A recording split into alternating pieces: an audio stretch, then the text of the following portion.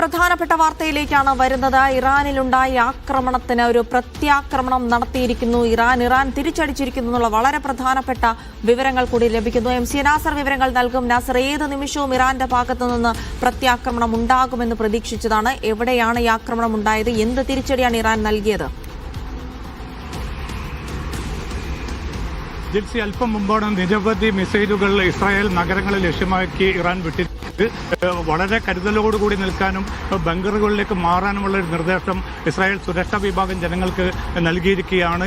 തെലവീവിലെ Ben Gurion airport ഉൾപ്പെടെ വിവിധ കേന്ദ്രങ്ങളെ ലക്ഷ്യം വെച്ചുകൊണ്ടാണ് ഇറാന്റെ പ്രത്യാക്രമണം ആരംഭിച്ചിരിക്കുന്നത്. അടുത്ത ഏതാനും മിനിറ്റുകൾക്കകം തന്നെ ഈ മിസൈലുകൾ ഏതർത്ഥത്തിലുള്ള പ്രത്യാഘാതമായിരിക്കും ഇസ്രായേലിൽ സൃഷ്ടിക്കുക എന്ന് ഈ ഘട്ടത്തിൽ പറയാൻ പറ്റാത്തൊരു സാഹചര്യമുണ്ട്. എന്തായാലും ഈ മിസൈലുകളെ പ്രതിരോധിക്കാനുള്ള എല്ലാ സംവിധാനങ്ങളും ഒരുക്കിയതായിട്ട് ഇസ്രായേലിന്റെ സുരക്ഷാ വിഭാഗം അറിയിച്ചിരിക്കുകയാണ്. എന്തായാലും വളരെ മണിക്കൂറുകൾ പോലും പിന്നിടുന്നതിന് മുമ്പ് തന്നെ തങ്ങളുടെ ഏറ്റവും വലിയ ശത്രുവിനെതിരെ, ഇസ്രായേലിനെതിരെ അതിശക്തമായിട്ടുള്ള ആഞ്ഞടിക്കാനുള്ള ഒരു തീരുമാനമാണ് ഇപ്പോൾ ഇറാൻ കൈക്കൊണ്ടിരിക്കുന്നത്.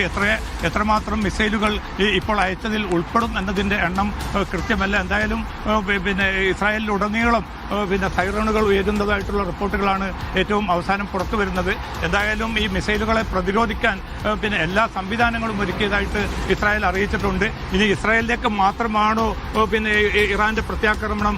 മറ്റേതെങ്കിലും ഗൾഫ് മേഖലയിലെ രാജ്യങ്ങളിലെ അമേരിക്കൻ താല്പര്യങ്ങൾക്ക് നേരെ ആക്രമണം ഉണ്ടാകുമോ, തിരിച്ചടി ഉണ്ടാകുമോ എന്ന കാര്യത്തിൽ വ്യക്തതയില്ല. എന്തായാലും വരും മണിക്കൂറുകളിൽ അക്കാര്യത്തിൽ കൂടി കുറെ കൂടി വ്യക്തമായിട്ടുള്ള ഒരു വാർത്ത ലഭിക്കും. എന്തായാലും അതിശക്തമായിട്ടുള്ള മാരകമായിട്ടുള്ള തിരിച്ചടി ഉണ്ടാകുമെന്ന് ഇറാൻ മുന്നറിയിപ്പ് നൽകുന്നുണ്ട്. അതിന്റെ തുടർച്ച എന്ന നിലയ്ക്കാണ് ഇപ്പോൾ ഇസ്രായേൽ നഗരങ്ങൾക്ക് നേരെ ഇറാന്റെ ഭാഗത്തുനിന്ന് മിസൈലുകൾ അയച്ചതായിട്ടുള്ള റിപ്പോർട്ടുകൾ പുറത്തുവരുന്നത്. ജിൽസി, ഒരു യുദ്ധം തുടങ്ങി വച്ചിരിക്കുന്നു പശ്ചിമേഷ്യയിൽ എന്നുള്ള ഏറ്റവും പ്രധാനപ്പെട്ട വിവരങ്ങൾ തന്നെയാണ് വരുന്നത്. ഇറാന്റെ ഭാഗത്തു നിന്ന് ഒരു തിരിച്ചടി ഉണ്ടായിരിക്കുന്നു. നിലവിൽ ലഭിക്കുന്ന വിവരങ്ങൾ അനുസരിച്ച് ഇസ്രായേലിലേക്കാണ് മിസൈൽ അയച്ചതെന്നുള്ള വിവരങ്ങളാണ്. ഇസ്രായേലിന്റെ പല ഭാഗങ്ങളിലും സൈറൺ അടക്കം മുഴങ്ങുന്നു എന്നുള്ള വിവരങ്ങളാണ്. കൃത്യമായി എവിടെയാണ് ആ മിസൈൽ പതിച്ചത്, മറ്റെന്തൊക്കെ സംഭവിച്ചു തുടങ്ങിയ കാര്യങ്ങൾ അല്പസമയത്തിനകം പുറത്തുവരും. ഇസ്രായേലിലേക്ക് മാത്രമാണോ അതോ അമേരിക്കൻ താല്പര്യങ്ങളുള്ള ഏതെങ്കിലും ഗൾഫ് രാഷ്ട്രങ്ങളിലേക്ക് തിരിച്ചടി നടത്തിയിട്ടുണ്ടോ, മിസൈൽ ആക്രമണം നടത്തിയിട്ടുണ്ടോ തുടങ്ങിയ വിവരങ്ങളൊന്നും ലഭ്യമല്ല.